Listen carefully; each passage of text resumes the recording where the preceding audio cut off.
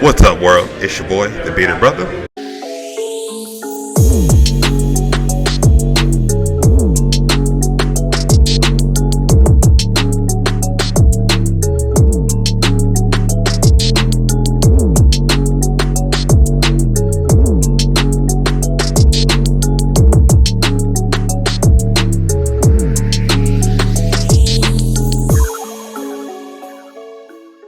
I'm back with another episode of the Beerded Tastings. I know. I've been gone a minute. You know, I had to marry the woman of my dreams real quick, go on that honeymoon, but I'm back to work, giving the community what they need. A new podcast episode, and I'm excited about coming back with a bang, because people think I'm Tim Duncan, but I'm really like Shaq sometimes. So I'm a fan of this dude, so I'm not going to talk too much. I got my boy, Nashville native, Slab in the building. What's up, world? Yeah, so we're here at Crazy Gnome, and I just been following this guy. Not gonna lie, I haven't been the most in tune with the Nashville music scene. That's on me. That's my fuck up, my ignorance. But Slab, listening to his stuff made me want to go find new people. Even if you get on the boat late, you still on the boat. Exactly. So I don't feel as bad now that he said that, but Slab, like, you have such an interesting like background from your story coming up, being born out east, yes, sir. And trying to just be Nashville's own Nipsey Hussle. And I know you talk about your entrepreneurial spirit and things like that, how it came. I know you mentioned that you kind of wanted to wish you found it another way. How would you have found that spirit, and do you think it'll still have led you to rap? I just think if the other way, I guess, would be, but I don't know. The other way would be what I'm doing now. But would I get to this path that way? I've learned that the universe works how it's supposed to work as well too. Right. So there's no regrets in the path I took to get here. It's just sometimes, now that I know the mind I have, I didn't have the self-confidence to do it in the way I want to do it now, without caring about judgment or is he cool? You know what I mean? Little stuff like that. You know what I mean? What was it looking for? Self-esteem issues. You know what I mean? Stuff like that. Insecurities and stuff like that.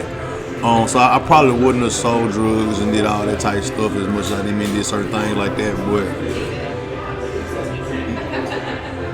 the universe don't make no mistake. God, whatever you believe in, it don't make no mistake for me. You know what I mean? So it happened how it's supposed to happen too, though. Oh yeah, definitely. I agree with that as well. Just kind of like stumbling.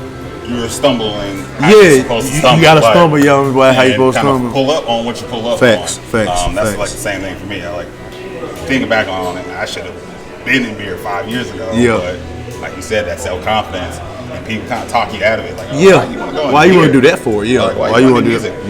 Should I not be doing music right now? In some of my newer records, I talk about that more, about the excuses we made that the bills are due. Yeah. The likelihood of it happening is this to a million, and all they 1 in a million that you will actually be this, and will you be successful past a year, or will you, like, it's all those truthful doubts too. Right. These are real numbers. It is a scarce. It ain't this ain't the normal thing that's where success can happen very easy doing it this way either. You know what I mean? So those fears are warranted. But if you, fear, man, it's like failing. Like you're supposed to fail. First, I love the fail. That's my acronym. My acronym for failing is first attempt in learning. You're supposed to fail. If you don't fail, you will never win. No, you can't be successful because you don't know what it is to fail. When things happen and things in your way, you don't know how to react. Right. It's all about reaction time. It's never you. You can never control nothing. We don't control none of this. Control and chaos is the same thing. We don't control none of this. It's all about reaction time. Right. Like, how do you react to when the bullshit happens? Because it's gonna happen. You're not gonna get away from it. It's a win. When is the fuck shit gonna happen? Right. It's not an if, man, if this happens. No, when. It's like death. Death is not an if. Death is a win. Yeah. For everybody. So same thing with bullshit happening in the world and stuff. You got, like, the trials and tribulations. Cool. You lost your job in the middle of a pandemic and a recession. Cool. Right. What you gonna do about it? Right. You gonna stay here? Like we gonna be here, or we gonna do something different? But either way, we gotta do something about it. Right. The rent gonna be due regardless. The first is still the first. The first comes every month for everybody. You know what I mean? So it's you gonna deal with it or you're not. You know what I mean? I've learned that the hard way in certain situations, and I've learned it the easy way. Some things I've seen from others. Right. I ain't gotta touch that fire to get burnt. And I learned the lesson like that way. Everybody else got burnt to a crisp. Why me? Why I gotta learn that way? You know what I'm saying? Why I gotta have third degree and have that war story for them? You know what I mean? Versus some ones I had to have a war story. I had to learn the hard way and learn how to pick myself up with my bootstraps, all that type of stuff. But it's the people around you that assist and all those type of things, and then your own work ethic that you got. It's all really up to you though. Oh yeah, no, definitely. And just like you mentioned, kind of just if and when in your reaction time. For you, like in the music industry, like how do you differentiate the ifs and wins in the music industry, or just in your life in general? Like, okay, you're going into a feature with somebody, or you're writing, or whatever you're doing. Like, how do you figure out what's an if and what's a win? Usually the wins are double entendre. The wins and the wins. Those they are based on usually execution. It's I'm gonna do a feature sooner or later. And then I'm gonna have to charge them. Right. Or I don't, and it's if. That's when the if comes. What's our relationship? Music is based on relationships. No matter how much, we're gonna get paid. My price is my price. I did a show last night, I got paid. My price is my price. Gotcha. But okay, Fat Joe. But if facts. But tonight's price is not that facts. But what you get charged sometimes, not all the time, is based on what our relationship is as well. Like, is this beneficial to me to lower my price? If me lowering my price right now will set me up to get a bigger price later on in the future? What's the benefit? Because business is not being nice. Right. It's about being fair. So we can be fair and I can't be nice to you. Like, I can't give you a free show. Right. Just because we cool. No. That's I got my bills don't care that we cool. Right. My daughter don't care that we cool. Right. You feel what I mean? She want her Starbucks seal. She want like facts. She want her like today. That's what she had today. Oh, you mad? You thought you were getting your Starbucks today, didn't you? Oh, I got you. Don't worry about it. You want your Starbucks today. You want my kid, my bill, my life still functions in a capitalistic world. We have to make money. Yeah. So that's not gonna change. But if my normal price for something is $1,000, but me and you got a relationship, and you came through and you believe before I could charge that, hey, I got $400, $500 for you. Don't worry about it, bro. Right. Send me that in. I got you. You'll get the full package. Don't even worry about it, because you believed in it before I became what the people call Slab or whatever that is, whatever that is in other people's eyes. You know what I mean? So the if is not, the win is gonna happen regardless. Right. It's how the if comes into play.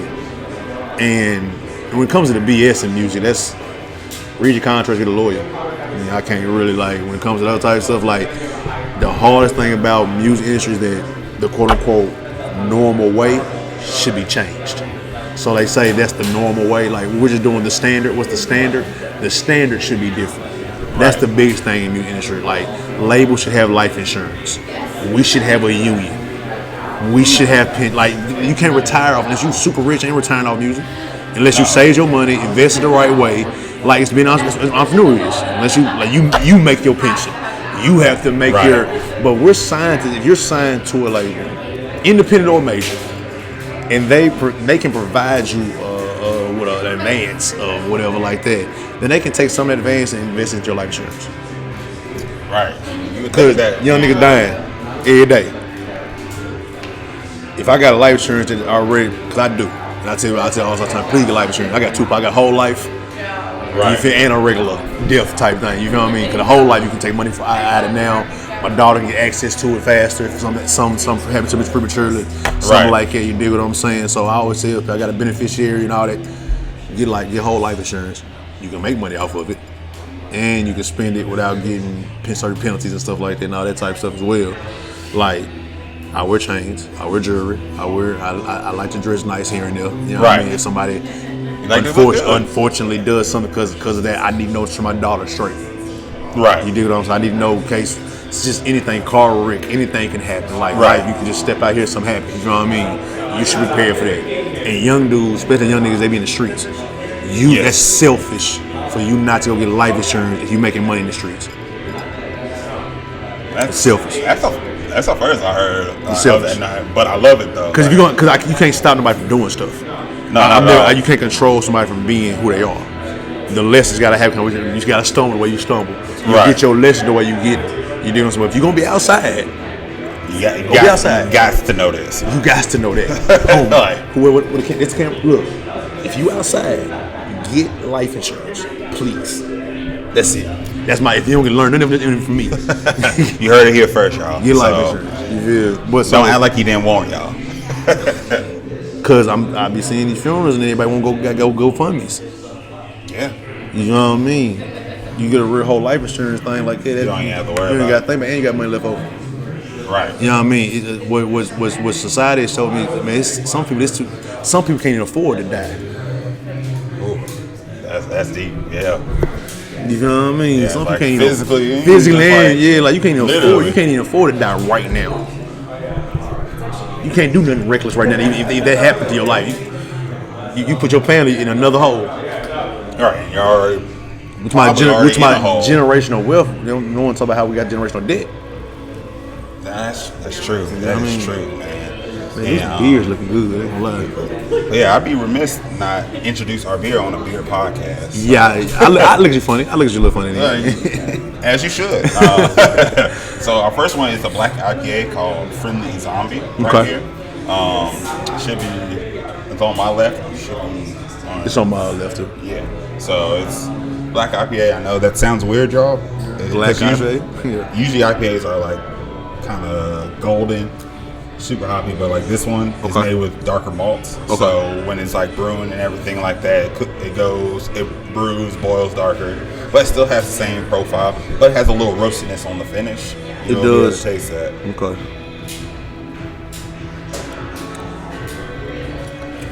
It's something like a coffee feel almost. Yeah, just a little bit. Just that back taste.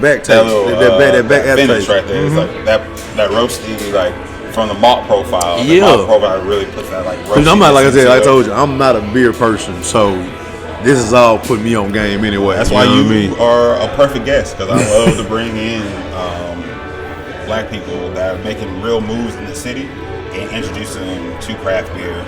And whether you like, because we're novice, we're novice. We're definitely novice. I think as a whole, as a community, in beer. You know, I feel like we're probably people that started making it probably a long time ago. I don't know. Yeah, we were. I just learned. Started in like 3000 BC. Black women were mainly brewers in the home, and then white people had like everything else moved up into Germany. Like everything else. Stuff. Okay.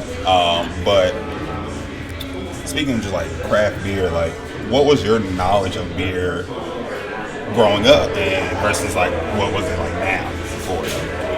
Is it the same or malt liquors and growing up like malt liquors and 40s and to Steel Reserve, I guess. And I guess when I found out what a Yingling was, I thought I knew everything about beer. Oh, I don't drink beer, bro. I drink lager. You know what I mean? Like, bro, that's a style. That's a style, bro. It's still a beer, brother. You know what I mean? So, but Paul, we like the same way. Like I said, I'm really from out east, so like we was like around, like we just whatever's in the sicko, whatever in the Litten store, whatever's in the store, that's what we know about. Put it in a brown paper bag, man. Yeah, whatever my uncle them told me to go to the store and get. Hey, you know what I mean? Go pick me up a 6-pack of this. Go pick me up a 16-pack of this. I didn't know about. I don't know the ins and out of. You know what I mean? Right. I watched a documentary years ago about moonshine.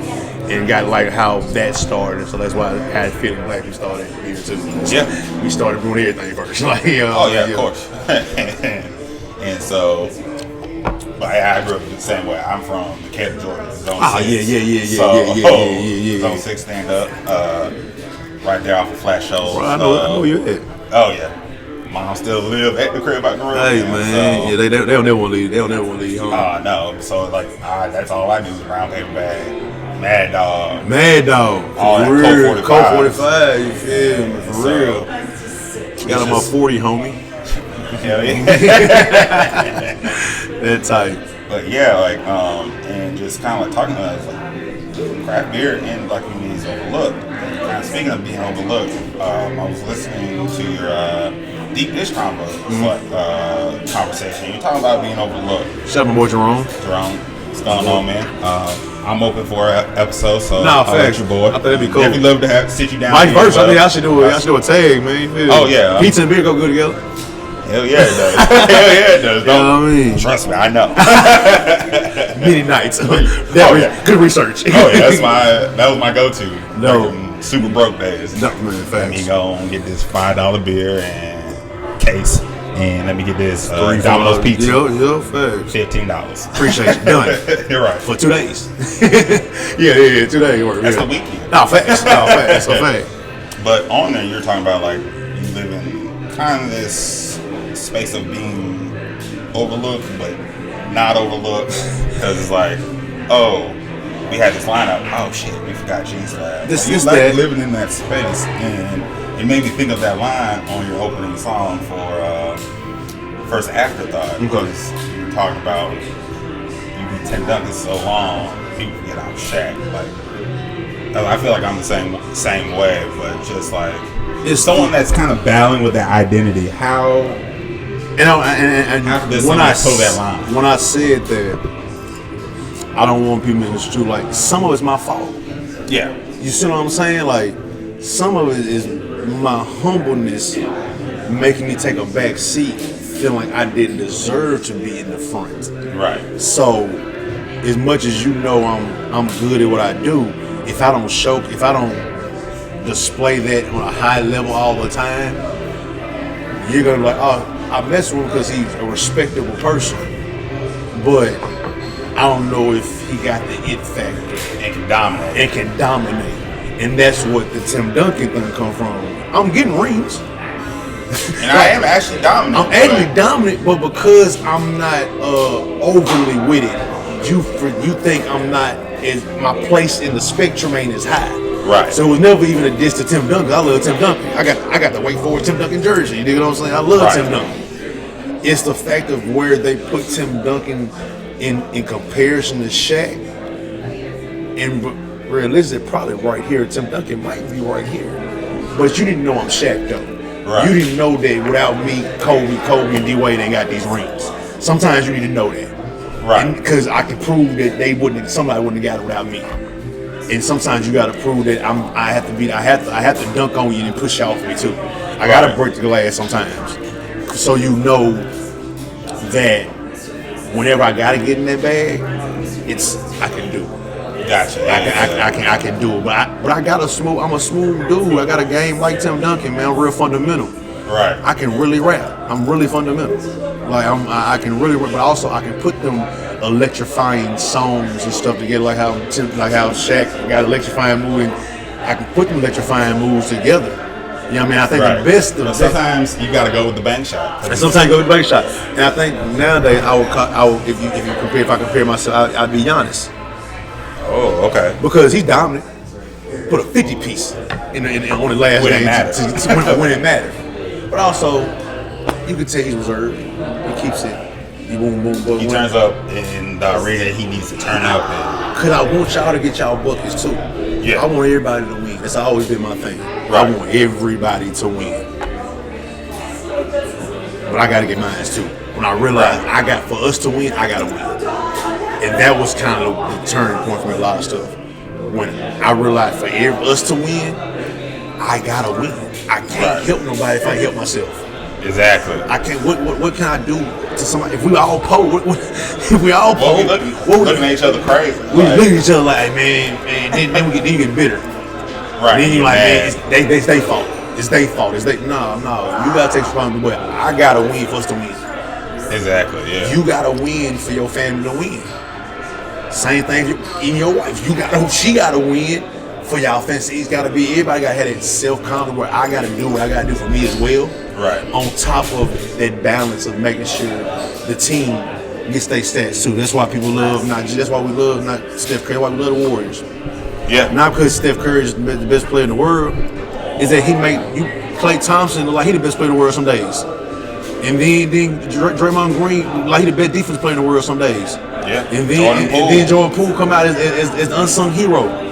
And then you got Iguodala looking like the best player. Like, the team wins. But I still got to get... Steph Curry still got to be Steph, though. Oh, yeah, for sure. Pulling up for 80. Right. You still need your 20, 30 piece. I still need to hit them long range shots to show you who you is still. God already showed Kobe. Kobe had to be Kobe. Yes. Derek Fisher, you gonna get your rings. Rick Fox, you gonna get your rings. Paul Gasol, you gonna get your rings. Robert Ory. You can do nothing in that whole game, but if you hit that game winner, you and him. That's what we need. You save the world. Right. But I had to be me to put us in a position to say the for you to say the word. And it's something I saw you said somebody joking. Fat Joe said a lot of people not play number 2. Right. A lot of people not play number 2 at all. It's like I think that's what I do well as well. I can praise everybody and say this person is great, this person is great, because I know I'm great. I'm not looking to prove it as much to people, but when it comes to rap, you gotta kind of prove it. Right. What have you done for me lately? Rappers are what have you done for me lately? You could be Lil Wayne. If you drop a bomb, you ain't the greatest rapper alive no more. I gave you 100,000 hits, but you don't remember that one. So Einstein did an experiment like that one time. He was doing times 9, 2 times 9, 18, 3 times 9, 27. He got all the way up to 10 and put 9 times 10, 91. Whole class laughed at him. When we teaching the class, it's Einstein. He's teaching the class. Right. They laughed at him because obviously it's 90. He said, "Hey y'all, I got all the other answers right, and y'all didn't congratulate me once. As soon as I got the one wrong, everybody laughed at me. Right, and all my credibility. Lost. You dig what I'm saying? It was an experience like how we focus on what people don't do versus what they do on a consistent basis over and over again. And that's kind of what I live in my life is. This total summer person. Right. And just like living your life, like is that from just like getting off the porch at 12, trying to live a regular adult life at an early age? That's it's mixed with that. Your rap career when you started rapping back in 2010. No, I think rap is a reflection of who you are as a person. Okay. When I was fucked up, I couldn't put together shit great. You know what I mean? When I wasn't in that space. I think it's mixed with that, but I do think the game has helped mold me too, though. You know what I mean? But I have an older mama. I got older parents. Like I come from an older family, so I was the baby around. Like all my first cousins are in their 50s. Besides 2 of them. Oh wow! Besides 2 of my actual first cousins, every other cousin I got in their 50s. Like mine are in their late 30s, they're 40s. Grandparents. I got like my cousins. A couple of my cousins are grandparents. Like I'm I'm 2 years past 30. Like you know what I mean. So I was the baby of the family. Like me and one of my cousins, we got the same birthday. He was 17 when I was born.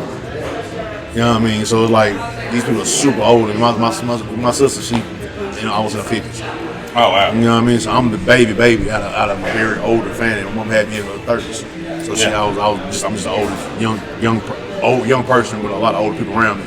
So I think that always does play a part in how you was raised, like being around people that was old. I noticed that from some of my partners whose parents were younger. You know what I mean? We was kids, shit, stuff like that. And versus how I had it, like we raised in certain principles and stuff like that. You know what I'm saying? That just the old heads gonna put it on you. You can't escape it, you know what I mean? Certain things. So I think that plays a part in it. I've always had this sense of independence though. I never wanted people to help me. Like that's kind of where that jumping off the porch at 12, 13, like when you see your mama struggle a little bit, I don't want none of the struggle because of me. Right. I don't want none of your issues. You got to be pregnant because you got to worry about your son. I'll handle it. Right. If I want some money, I'll go get it. If I want those shoes, I'll go get it. If I want my car, I had a car at 15. If I want it, I'll go get it. And that was kind of like my mentality with a lot of stuff, you know what I'm saying? Even when she did do stuff for me and stuff like that, you feel me? Get a graduation present for me. Hey, I didn't get your car for your graduation present. Cool, how much note? Right. I'll pay for it, don't worry about it. You can get it if you want to get it, but I'll pay the note, don't worry about it. Here go the money for the note right now. I don't pay the first note now. So a lot of kids don't. I know I did. at 16. I didn't even think about another car. And I was like, just get another car. I thought it was just because that's just me being a kid, not really being paying attention to any of that stuff. Yeah, I didn't. I think I had some early childhood traumas that happened to me that made me want to go up fast. Like my dad was him, mom when he was young, when I was real young, when I was like 5 years old. So that trauma, with my old boyfriend / stepdad used to be on dope. So I seen still like in my household, I had the BS.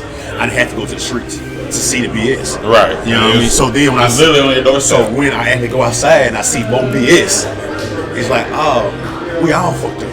Right. Okay, it ain't just me. You know what I mean? Like when I go to my partner's house, his mom on this, and he gotta go hustle for all his siblings and stuff like that. Other part, he gotta take his sister, his mama, cause when you start noticing everybody got some shit. Yes. It made me focus on how to get out of some shit. No matter if it's me, my friends, like I want, like me, like if you're around me, I want us to win. How can I make us win?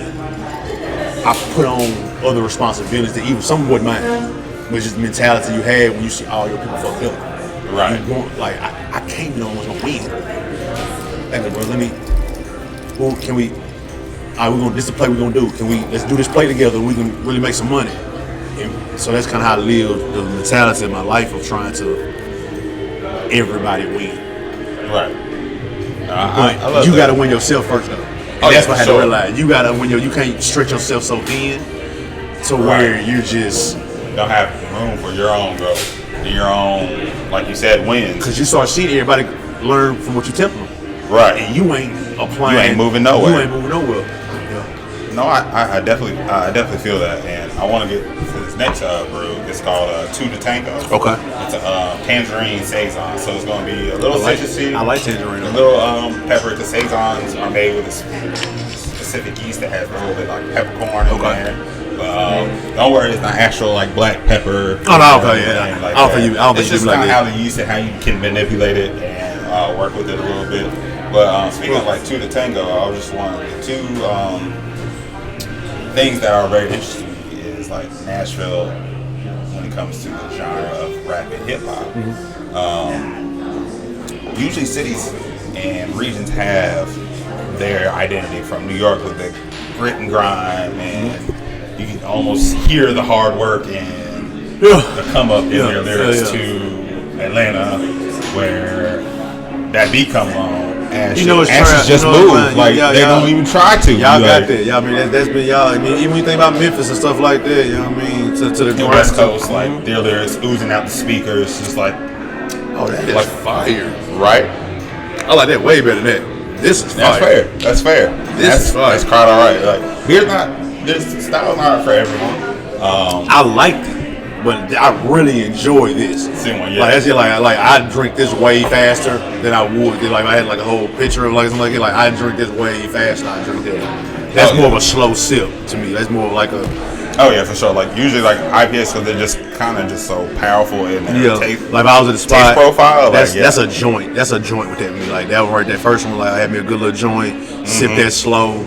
Watch some wrestling. You know what I mean? Something like that. Or you can like eat it. I like to eat like IPAs with something a little more like herbal. Like I'll do like garlic parmesan. Okay.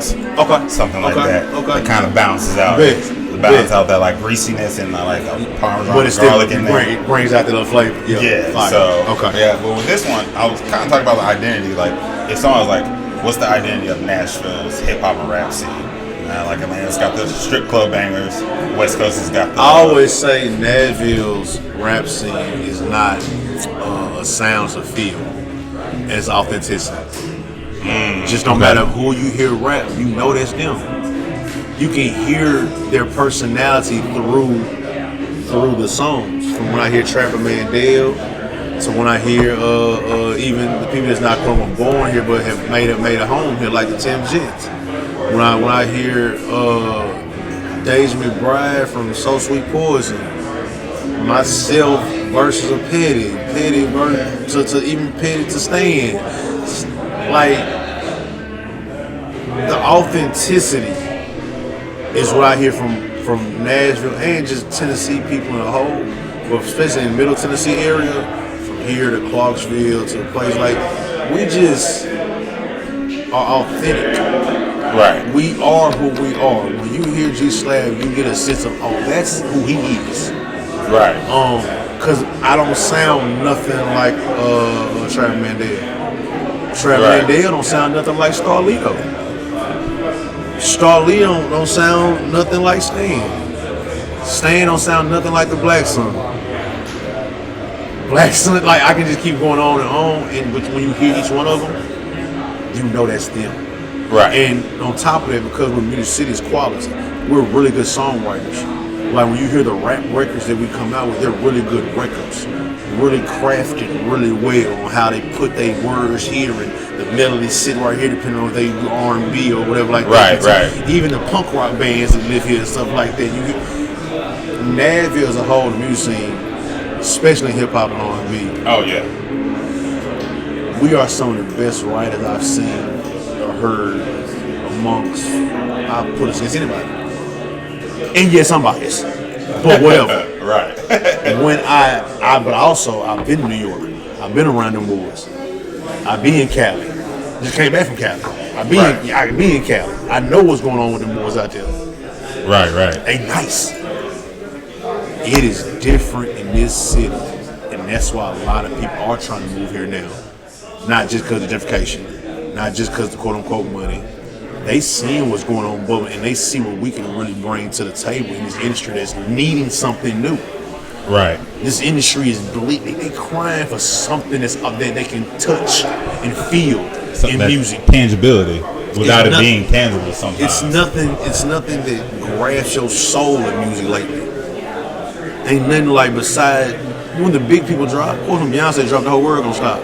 Right. That's natural. Jay-Z drop a verse. That's natural. That's gonna happen. I'm not even surprised when that happens. Right. Yeah. As a whole, music ain't what's grabbed you in a long time. No matter if it's turnt shit, no matter if it's introspective, storytelling, has it touched you here? You dig what I'm saying? That's why, like, when it comes to trap stuff, like all this, that's why I keep saying trap there. I like trap. It just touch you here a little bit. Right. When I think of even like song you said earlier about song making you shake your ass and stuff like that. So I like Big Boogie. It just feel like a nigga in the strip club again. Right. It just feel like, okay, we back in the, okay, you feel me? When I hear, right, just shoot 'em up, bang, bang, whatever. You might hear like the ratchet or the drill type drill, yeah. The stuff I like ETSG. I can feel it. It's just something his voice something he's just saying, like, it's how you convey it, you feel like, it. I don't live this lifestyle, but I feel like I could tomorrow. Based off the same thing when you first heard Jeezy. Yep. You from Atlanta, like, boy, you work at 9 to 5. You feel like you got 30 birds in your car right now because Jeezy's playing. You know what I mean? Growing up in Atlanta, when that dropped, like, it's just a different feeling than like you hearing it here in Nashville, but like being in the city with like I can't imagine stretch happens. You know what I can't imagine? I can't imagine, but I can, because Jeezy changed my life in music. Right. So he was one of the artists that really influenced me in rap. So like when I first heard him rap, like, oh, this is different. Oh yeah.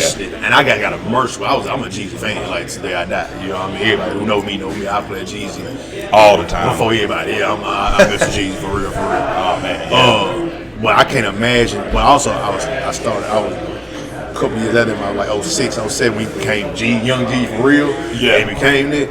I would take a trip back to Atlanta. I remember going to Magic City at 17 years old. In 2007. Yep. And I think it was Thug Motivation 2. Yeah. Right before the recession. Or the mixtape, like, or Return to Snowman mixtape, one of them type thing. And oh my God. I saw how a city looks when they have superstar rappers in their city. Oh yeah, it's bananas. It's different. Oh. Especially when they're on a run. Especially like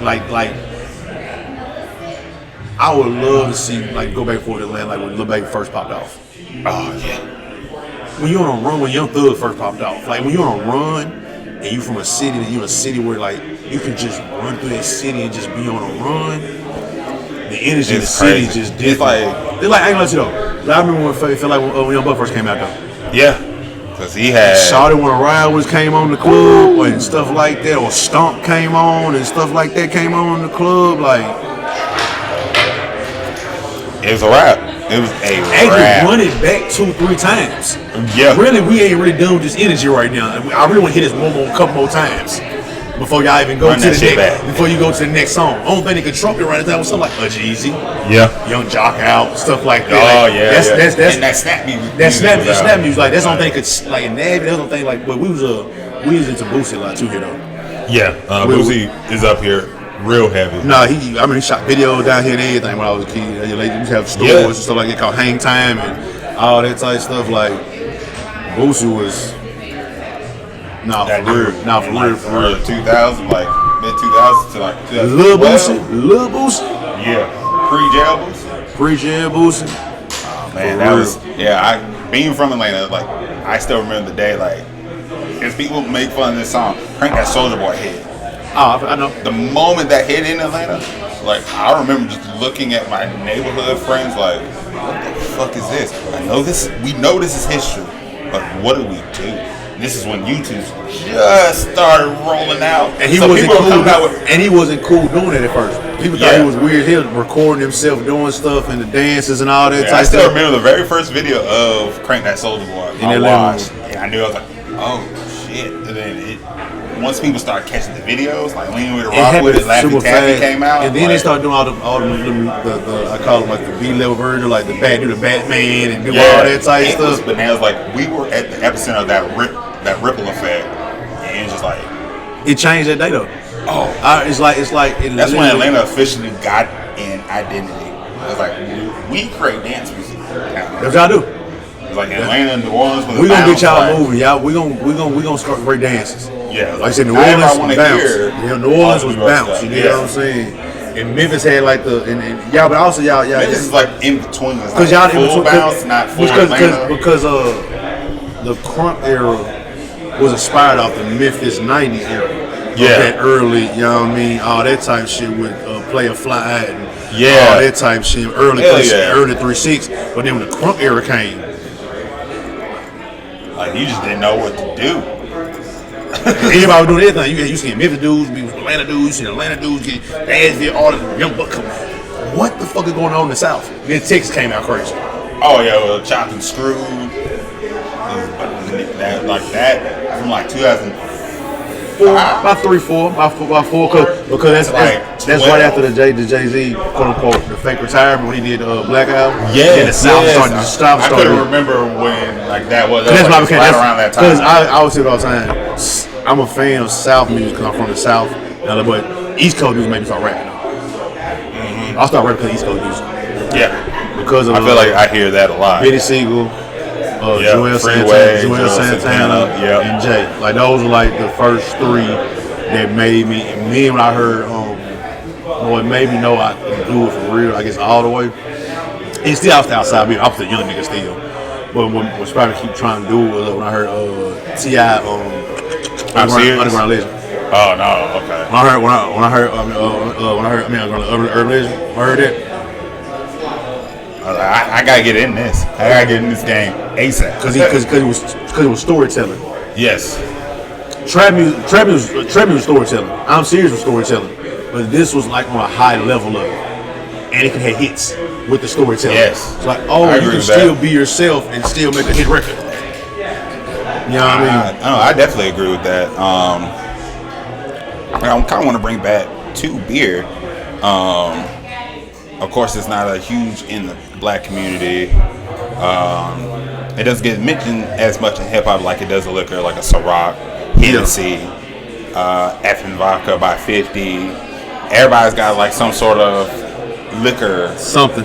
Yeah, I was like, my question is like, why do you think it's not as prevalent in hip hop beer versus like liquor? Because she got Chicken and Beer by Luda, but like he says beer. But he also didn't come out with his own beer though. He came out with his own Kanye. Yeah, Conjure. Yeah.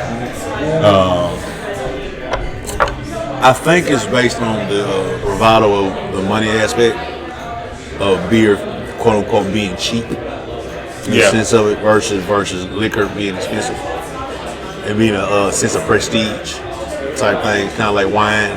Yeah. Kind of like the levels I've always seen, like it's beer, liquor, wine, and champagne. Like it's like the levels of like what people tiers and what's importance, and what's expensive.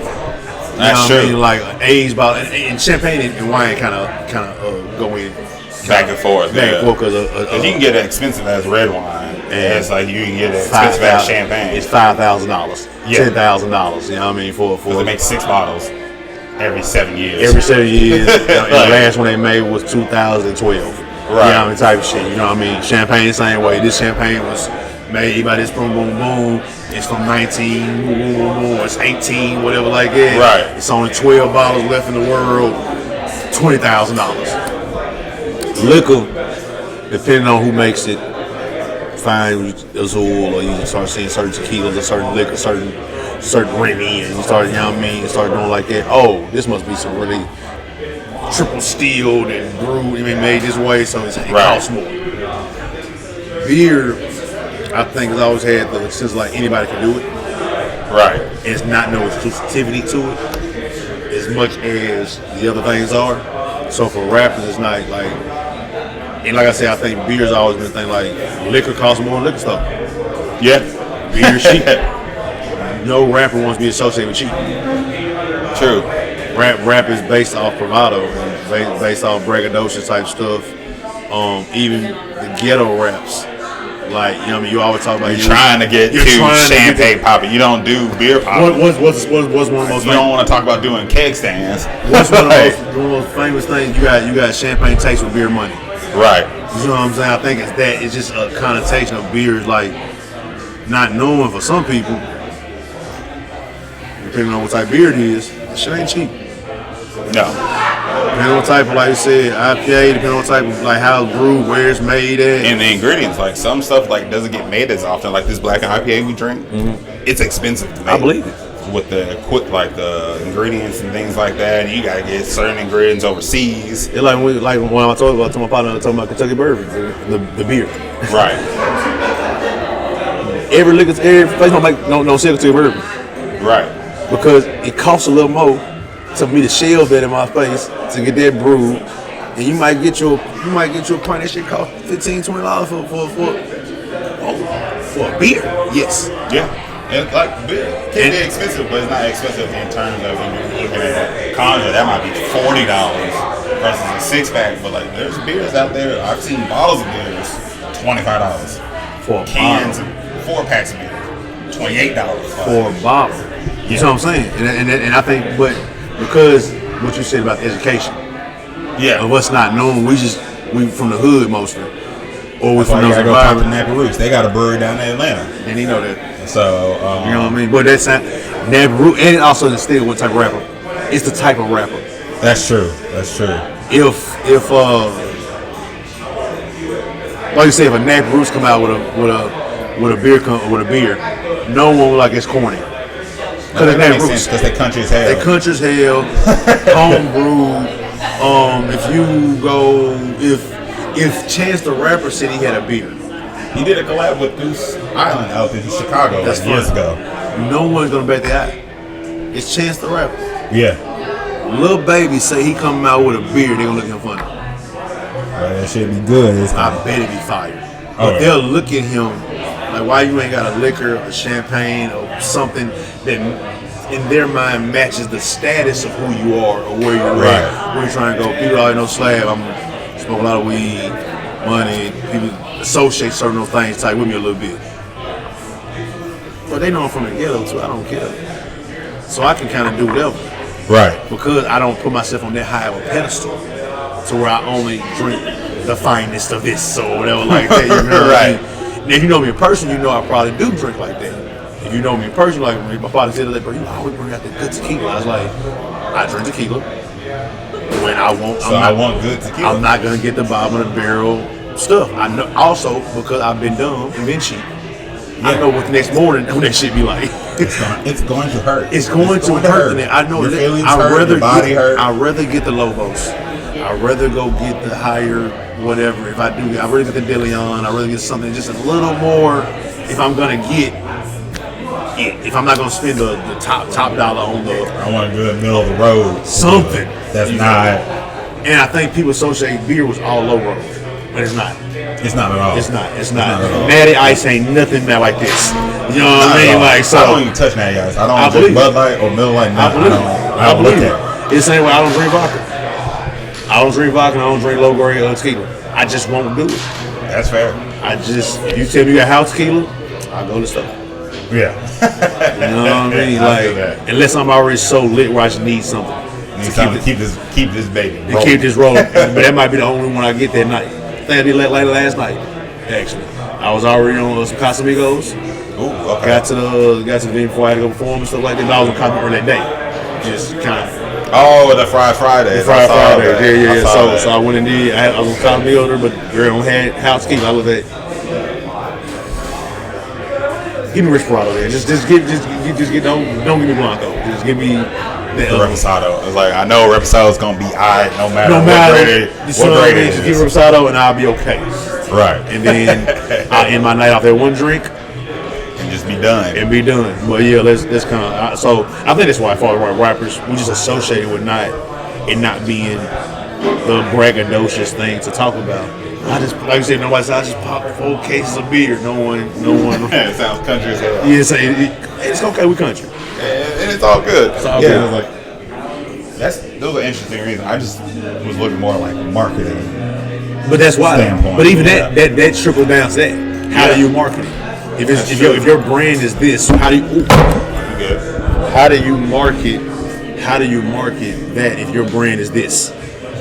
With my Jeezy can't come out with a beer. I'm sorry, he can't. Yeah, he can't. He can't. There's no possible way he can come out with a beer. And people look at like, now we might respect the play. And like, hey, somebody partner with Jeezy if we have a beer, and we respected the play. Right. But we ain't really gonna take that shit serious. We ain't finna buy it. You might market to some of your white crowd, the white fans, right? Which ain't the crowd that we not finna buy it.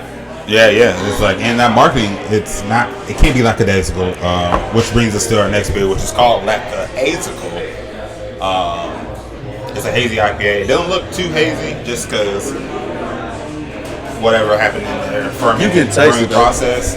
But usually when you have a hazy IPA, it's going to be a little fruitier, a little more tropical, like grapefruit, and things like that. So that's the main difference between like a hazy and like a West Coast IPA. West Coast IPAs can be real sharp and feel like it cuts your tongue off if you're not careful. Okay. This one's a little more fruit forward. It's more, we say, juicier. It is. It has like a juiciness to it. And so this is my first time trying it, and I'm very impressed with it. I feel good. Usually IPAs aren't my go-to style. But I give them a very honest respect because it's like those be tough to make sometimes because you can overhop it. I was thinking that like it's sometimes you just like, you know what, it ain't. It's like, cause I'm a weed connoisseur. I'm not a weed connoisseur. Like when somebody tries to do a certain hybrid and they try to get that perfect fruity taste and the harsh at the same time. Like you can overgrow something and then over sterilize too much. And it gives it that dry, cush taste that you were going for. But I still respect because you tried it. Right. I know, like, you didn't hit the mark how you exactly wanted to hit it, but the fact you even gave the effort and it's not horrible. Right. Like you came with something. You came within parameters. You know what I mean? It wasn't what you thought it should have been. You know what I mean? So I'm gonna give you a tip of the hat just because you tried it. Right. And kind of just staying in like Nashville and like rap hip hop scene. Yeah. You mentioned like kids being influenced by adults where they're still knowing themselves. You've mentioned that several times before. How do you reflect that in your music?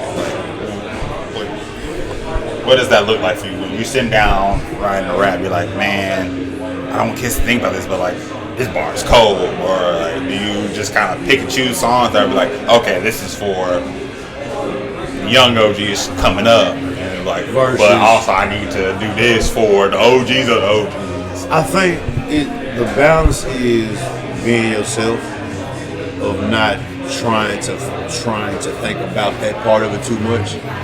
I think that's natural who you are. Right. But when you hear certain, it's kind of like what's going. It's like if you're paying what's going on in the world, and you might be inspired to speak on something. because the world, what's going on in the world. You dig what I'm saying? If I have a free Beerded bar, you know what I mean? Just because free the girl, you know what I mean? Type thing. I wasn't trying to be political.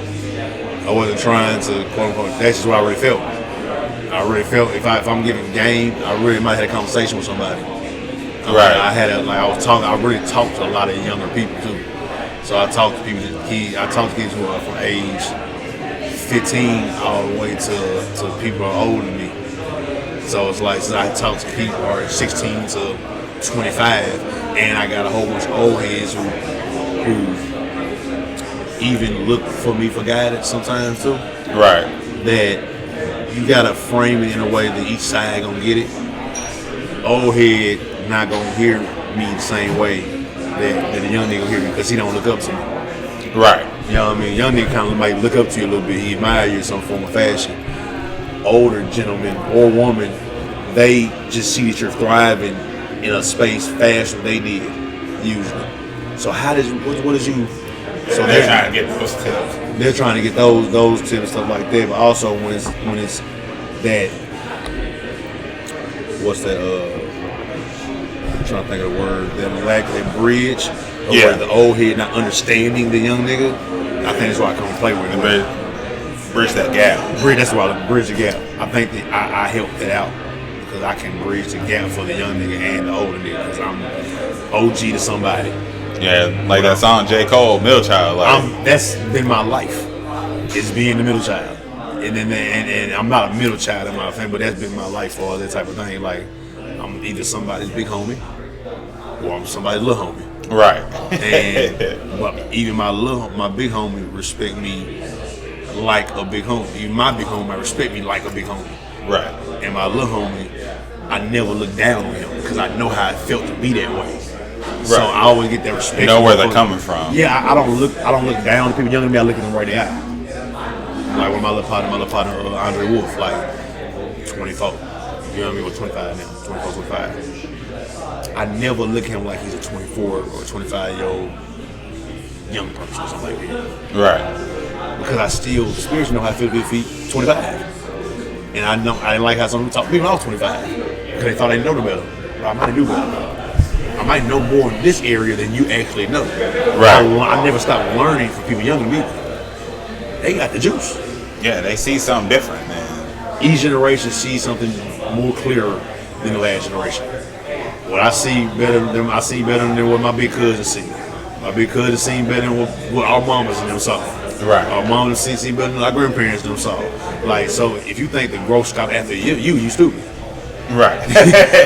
You thought you was gonna be the widest person in your whole family? You think you gonna be the widest person in your whole family ever?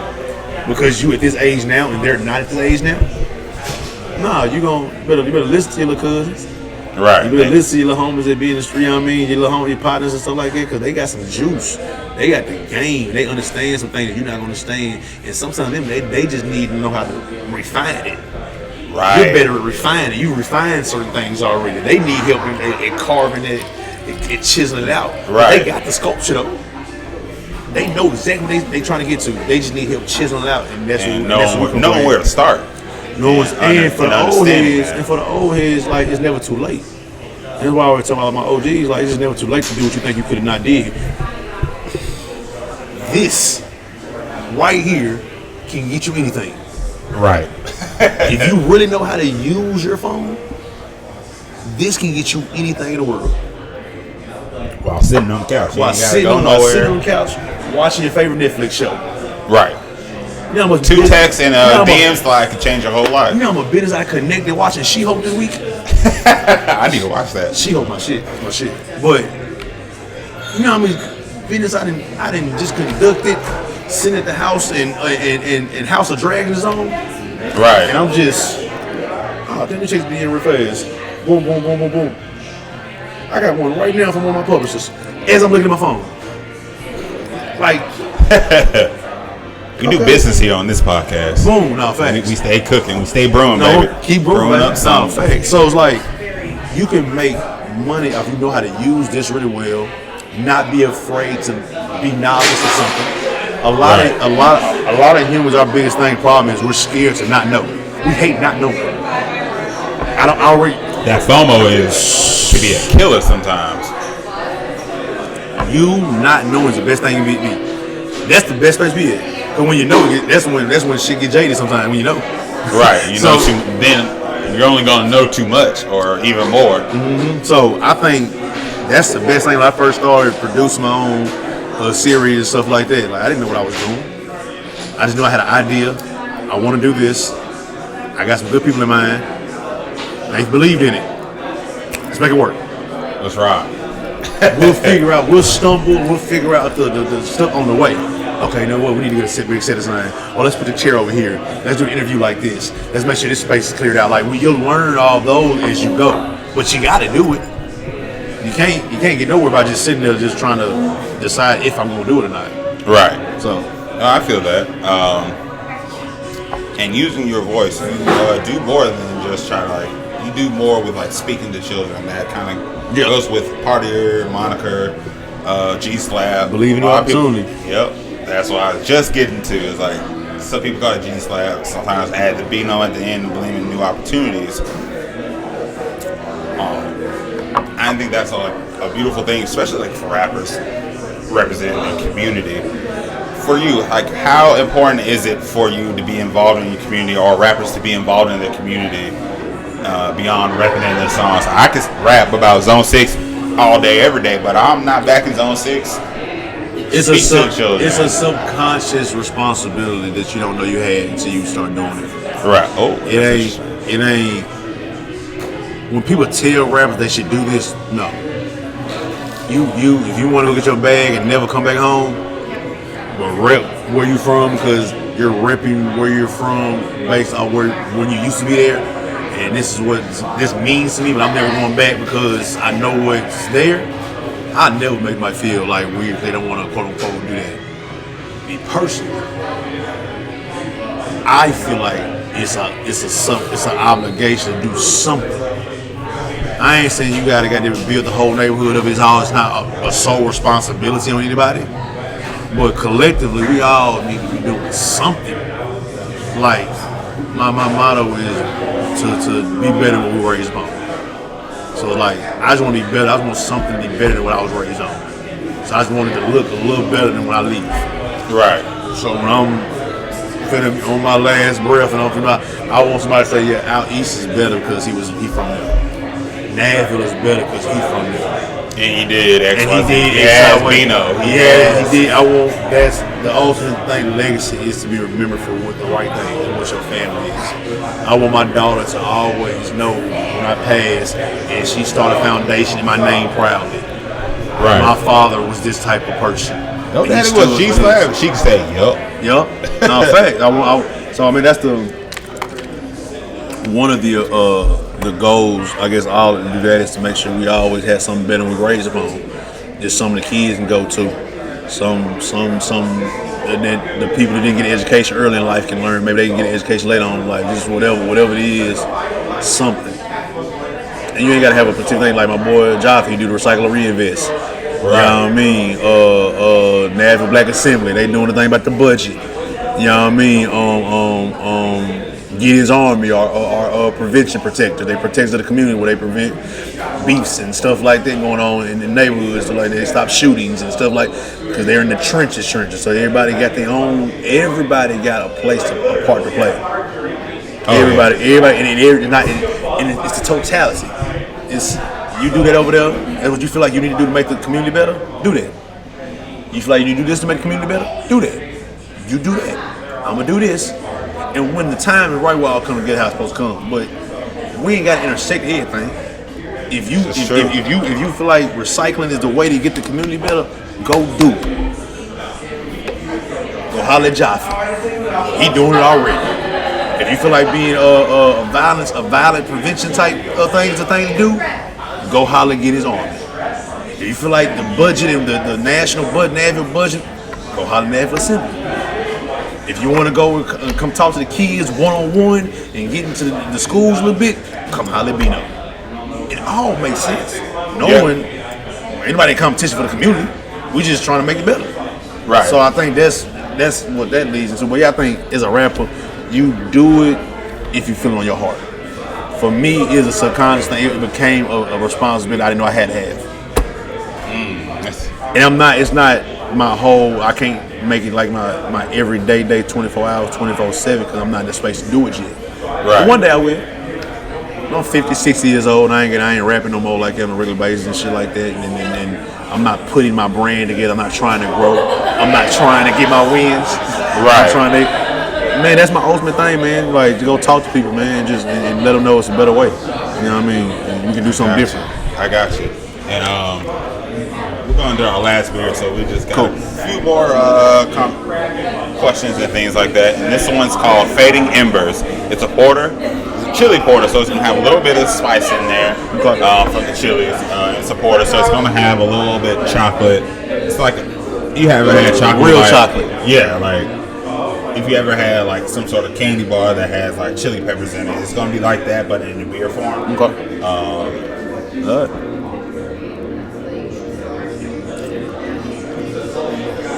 Yeah, it's not overpowering at all. Surprised the shit out of me. Yeah.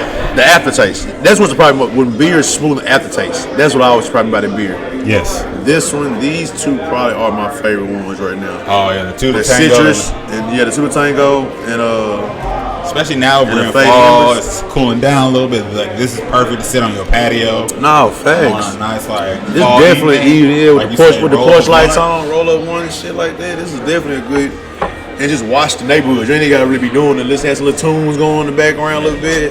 Talking shit. A little Bluetooth speaker just for some background noise and talking shit. Yep. Like, dead ass. Mm-hmm. Oh yeah, so like, and this is a darker beer, and that kind of goes into my last question. Not in a dark way, but like, I like dark sometimes. I just want to talk about like. I'm taking this room so I can get this list too. Oh yeah, for sure.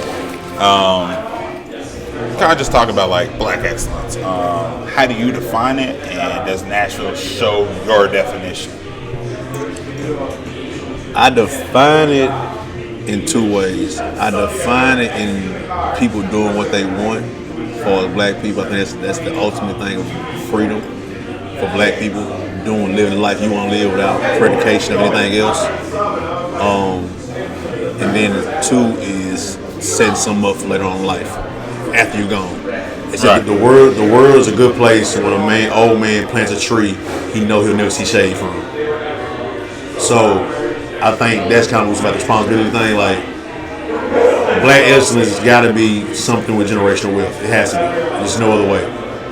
So that's part of black excellence, but also it's doing what you want to do without predication or feeling you have to live up to some sense of blackness or some sense of whatever success is in the community. Or if you want to go move to a beach in San Tropez and kick rocks for your life, that's black excellence to me. Like, I don't like if you live the life you want to live, that's black excellence to me. You want to sit here and drink beers all day and your job is to do podcasts and talk to people all day. That's black excellence to me.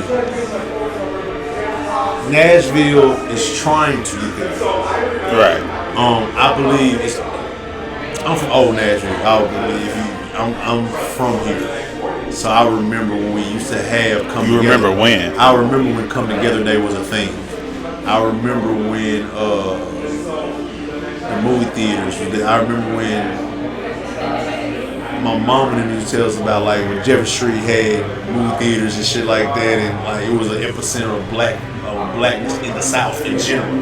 Yeah, my dad, I had an uncle that went to TSU, got arrested at Woolworths doing sit-ins and things like that. Rest in peace to Uncle Earl. Shout out to Earl, man. And he was up here, went to Tennessee State and all that stuff. So he would tell me all just like it's a black ass city if you knew about it. And then we always say white folk want their city back.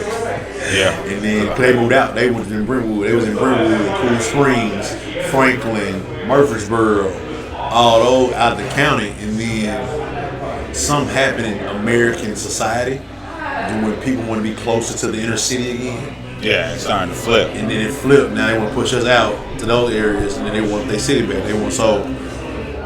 Nashville's trying to. Nashville is more liberal than the state of Tennessee. Yeah. Nashville and Memphis are more liberal than the state of Tennessee. So we have things that are black as hell. Yeah. Live here, you know, it's black as hell here. You know what I mean? You go to the market every first of the month. If you go on Buck Cannon, if you got to go to certain parts, East Nashville, you go to and the people that live here now are making it black. From the people that not from here that made to stay home, to the natives who are accepting what it is and what we can do to rejuvenate what it was. It's a group effort. So we're getting there. But we'll never be what Atlanta is, though. We'll never be what a Memphis is, and that's only for two things: black government and black population. Yeah. I think we go to some black folks in other cities that are quote unquote predominantly black, and we get a false sense that we can be that. No, you can't. And it's not a bad thing. This is no possible way to supplement 65% white in a 35% black city versus a 70% black city and a 30% white city. It just you can't. This doesn't happen. You can't change the That's dynamic. why I've always told my wife about that. Atlanta's government is black too. Atlanta government is black. Yeah. Black mayor. Your mayor name is Keisha. Yeah. You dig what I'm saying? When you go to Memphis, Memphis got black people in office. They mayors, I think, is black. If he ain't black, he's white men around all over black people. Yeah, I think I'm not quite sure, but I always tell my wife that I was like, that's like honestly our biggest complaint about Nashville. I grew up in Atlanta, so I'm used to seeing I can go to Peter Street and get my underground blackness. I stayed in I Memphis. can stay on in the low and be in zone 6 and with the blacks and black. I stayed in Memphis too. I didn't just my family from Memphis. A lot of my family from Memphis. Okay. And I stayed in Memphis too. I can go days without seeing white people. Mm-hmm. In Memphis, you can go days without even seeing a white person. Yeah. Atlanta the same way. Yeah. You go certain parts, you can go not the whole week. Right. And not seeing a white person, you went downtown. Right, and you're over in the Buckhead area. Yeah, you're in Buckhead. It's just like Atlanta's a black city. It's like black people are everywhere, but Nashville just so happens to have black people in it. To me, that's the biggest difference. That's the difference between we go here, Chicago, Detroit, Atlanta, Houston. When you go to other places like San Antonio, Texas. When you go to other places, you go to Athens, Georgia. Yeah. When you go to Knoxville, Tennessee, or Nashville, Tennessee, you go to Chattanooga. You go Chattanooga on black though. Chattanooga because it's close to Atlanta too though, and it's 50-50. It's like 50-50. When you go to somewhere like Minnesota, where black people live there, they got a whole black community there, whole big black community there, but black people just live there. Yeah, that's kind of like it's what we in say about Nashville. Boston, black people live there. You know what I mean? But that's not what the predominant. Boston's not. It's not the thing that it's not the thing you know about Boston. Exactly. I always it's like I'm a comic book person, so like you never think to mention that Gotham got black people in it. Right. You know what I mean? But it's a whole black neighborhood in Gotham. You know what I mean? They know, and those neighborhoods they actually are doing the fighting at. Right. Yeah, that's the name.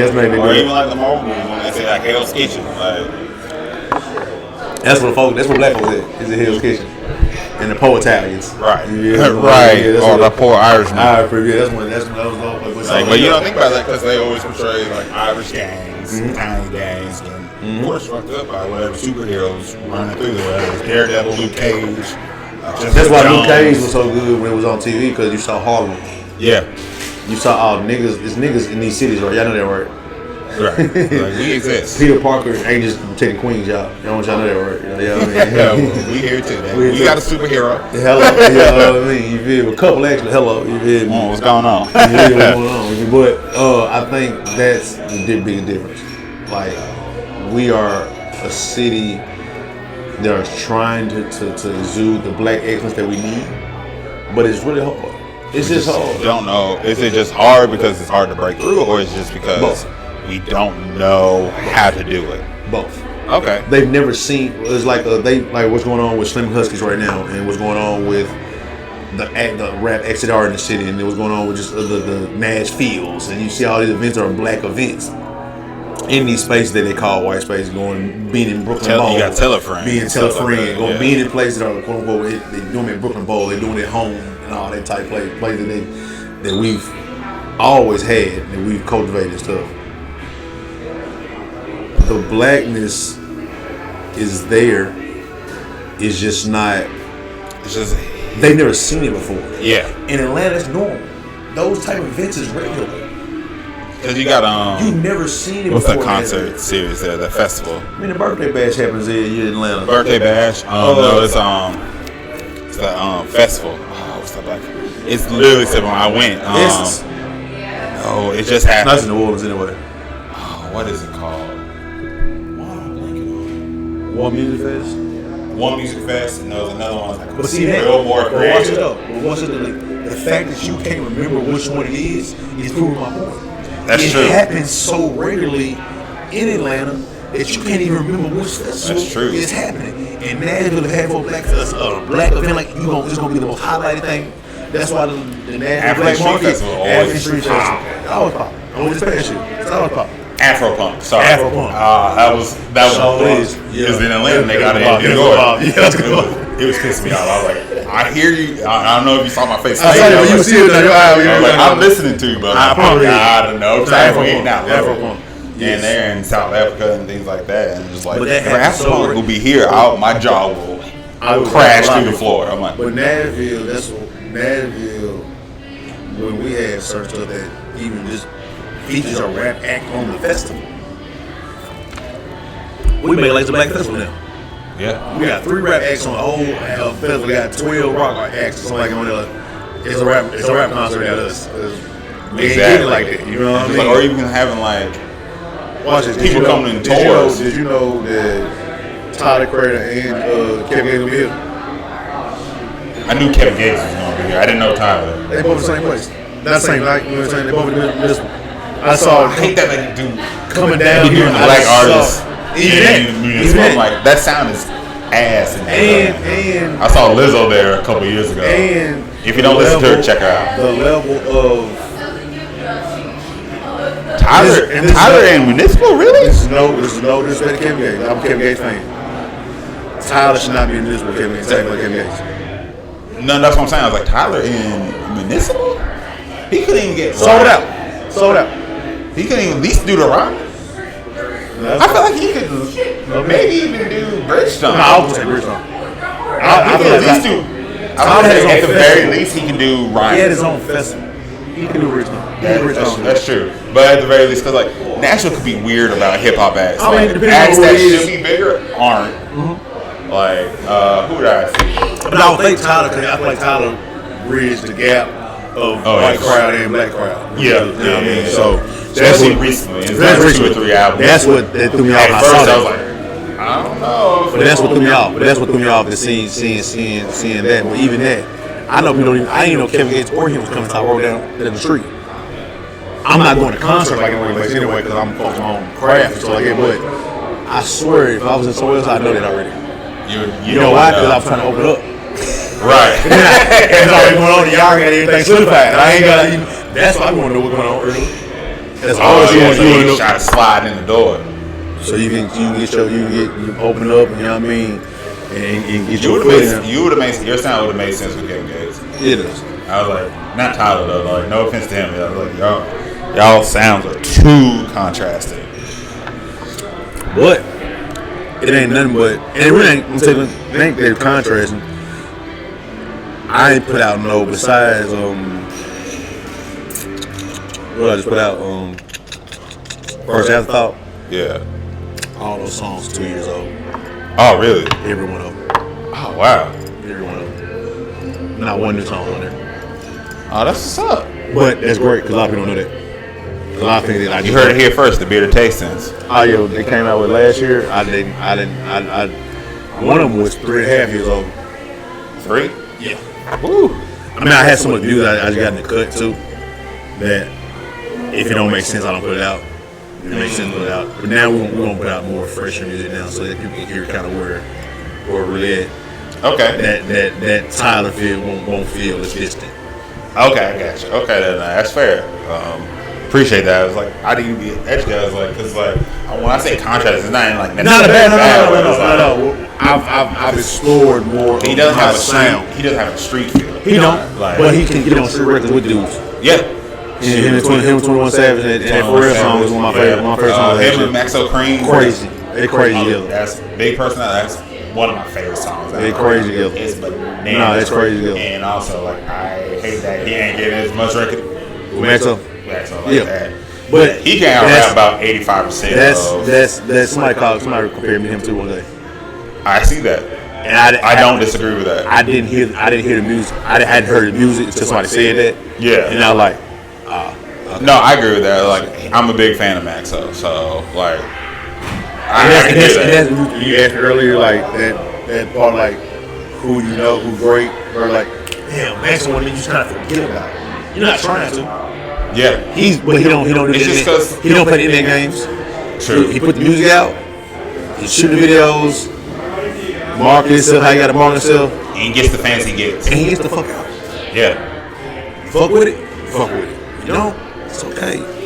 You feel what I mean? Because I'm always gonna be one of them people, I think, because I'm also a rapper's favorite rapper. A lot of, and that's why I've always, the struggle I've had is trying to get just fans to be my fans versus rappers being fans of me, or other artists or creatives being fans of me and stuff like that. You feel what I mean? Yeah. Nowadays it's a little easier because like I've just separated myself as a type of artist. Like, oh, he's him, and he can do music, and we like G Slab. I mean, so like it. But for a long time, I was just a rapper's favorite rapper. Like whoever you like was a fan of you, you're a fan of. They told me I was a fan of them. They're a fan of me. That's I got DMs from a whole bunch of rappers and stuff like that. Like, I mean, from Nashville and stuff like that. They really fuck with me tough. So that's why I want everybody to win. Cause I like I want niggas to win. Cause everybody showed me their love. I want niggas to win because everybody showed me their love like that. You feel me? Okay, and my last question is just like, what does G Slab have come up on Horizon? I know you just dropped First Afterthought, but like Tribe, 6-1 Tribe, 6-1 Tribe, 6-1 Tribe. Shout out to the fam. Me and my business partner Aaron Deathridge started a company called Tribe with Everything LLC. The 6-1 Tribe stuff, kind of everybody been seeing stuff 6-1 like 6-1 Tribe or Tribe? Tribe. Okay. With a B. Okay. As in boy, not V. Gotcha. So Tribe, we just dropped 2 singles. We dropped a single called Whole Lotta. Okay. We dropped something called We the Wave. We got another single drop October 14th. Album dropped November 4th. We got a documentary and dropping October 20th. We're gonna do like a private listen session album. You'll get the invite. The Tribe is I always say we're professional assholes. We're professional degenerates. I love it. Professional Degenerates. That's a good band name. Yeah, we're professional degenerates. A rap group name. We definitely got some merch coming, shit like this on there. But we're professional degenerates, man. It's 15 core artists. We got about 6 core producers. We got graphic designers. We got it's a whole production company like that. That really, you know what I mean. I'm excited, man. Tribal Everything is the album name. Okay. November 4th, 2022. Breaking news, y'all. Album drops the 4th of November. Yes. Remember. The third 4th single. Of November. The third single is about to drop October 14th. Carbon Copy. We just dropped We the Wave. We got a whole lot of video out right now. Okay. We are everything you want and everything you need. I like whatever you think, whatever sound you're looking for, we can provide it. I like that. You into Griselda and you like the boom bap type or the hard rap records, we got that. You want some Tyler Creator, we got that. You want the feel of, and I say this because people don't understand comparisons. None of these artists are like these artists though. They're so their own individual, but I know people don't understand comparisons of what their favorites are. So like whatever your favorite is, I promise you we got that, and it's better. I like and that. It's better. I like that. Oh my god, I play a little bit off camera after after we get it done auditions like that. Oh yeah, for sure. A couple things, but it's that like out of this world. From the artwork all the way to the visuals to what we doing in the music. Like we got live saxophone players in the records. We got live drums, piano. We doing one of the singles just dropped. Dude named Whistle. I don't know if you know his name. Black Whistle. Black Whistle just dropped. He played guitar in the band too. He got a solo guitar riff. And he come in with a verse. Oh, I'm not even rapping on it. I'm on certain hooks. I'm on every song. So I want to I own the company, so I don't gotta go hear a song. Right. But I ain't gotta go hear a song. Okay. But Professional Degenerates. Yeah, man. 6-1 Tribe, man. First album called Tribe of Everything. 4th of November. 4th of November. We got people on there like put it on your calendars now, y'all. Me, remember these names, man. Me, Stepson, Andre Wolf, Intellect, Black Whistle. Okay. We got a Petty feature on there. My boy Top Prospect on there. We got my boy HB Mandela, white boy with the long hair, crazy. It's my boy right there. Producer Just Vibes, Carmine Prophet. We just got everything. I can't Branded by Queen. Shout out to Branded by Queen. That's our photographer. They do the graphic design. Okay. That's like shout out my boy Peso. He shot the whole lot of video. I've been a part of Aaron Deatherage, also engineer. Yeah, man. It's Tribe of Everything. I'm dropping some. G Slab solo. I'll be dropping something next year. We doing next summer. Okay. Next summer's crazy. We already got everything. We already got it lined up. I love it. We talk to ladies. We having fun with the women this time. Okay. Okay. Yeah, man. We're doing a lot. I love it. Yeah, man. I'm gonna give y'all them balls. Y'all know from me though. I'm gonna stick y'all that. Never gonna not do that. You know what I mean? Still gonna get that you need. I wouldn't expect anything. Nah. I don't think anybody would expect anything. You need that in your soul. Cause that's what the game is a little bit too. But okay. We what the game be missing and with everything it need. You know what I mean? So perfect. Try with everything. B.I.N.O. Believe in New Opportunity. G Slab. Yeah. I love it. And how can people keep up with you? You can follow me on everything at GSlab, GEESLAB. You can go to my website, gslab.com, get the merch. Yes. Get the merch. Go to 61tribe.com, get the merch. Let's go. Social media, 61tribe, SIXONETRIBE. Just regular spelled out, 61tribe, one word. Yeah, man. Of course. And y'all already know where to find me. I'm the Beerded Brother. Check out my website, thebeerdedbrother.com. Check out some merch. If you're a brewery or any kind of event curator and you need a host, MC, anything like that, holler at me as well. And any kind of promo, I do that as well. Of course, follow me on all social medias at the Beerded Brother on Instagram and all that. TikTok, I got that.